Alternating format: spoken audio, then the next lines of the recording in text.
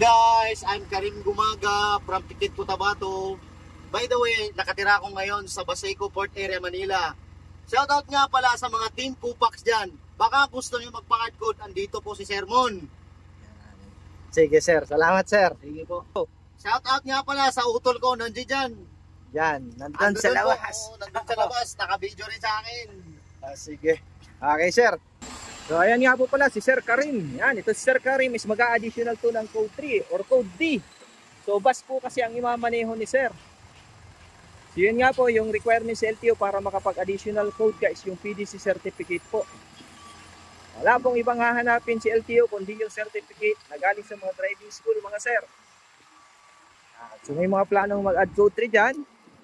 Make sure na 4 years po yung license. Ayan si Sir. Nice. Kuya niya. So shout out to sa kuya niya. So make sure po na 4 na taon na professional yung code 2 nyo. Yun po kasi ang qualification ngayon ng code 3. Yan, ito naman yung mga gusto mag-code 8. Yan naman yung trailer natin. So 1, 2, 3 po, dapat meron kayong 1, 2, 3. So ito po gusto namin is nasa 6,000 po yung gross vehicle weight nito. So pang code D na po yun. Kasi 5,000 pataas, code D po. Sa code 3 kasi mga sir, may dalawang code na tayo. C at saka D. Yan, nagkahiwalay na po. Okay, so parking po ang gagawin nito ni sir. Parallel parking. Tingnan natin si sir mag-park. So, bus driver ang plano ni sir.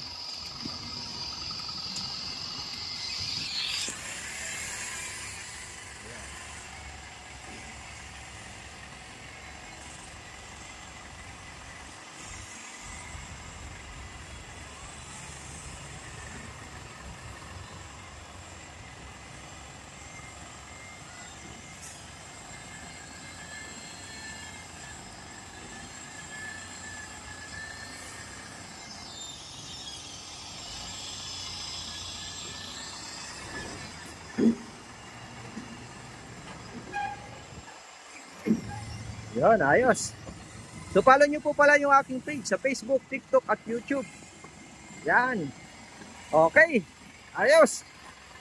Yan, okay sir. Yan po, yung mga gusto mag-add ng code 3 at code 8 PM lang po. Maraming salamat po. God bless po sa inyo lahat.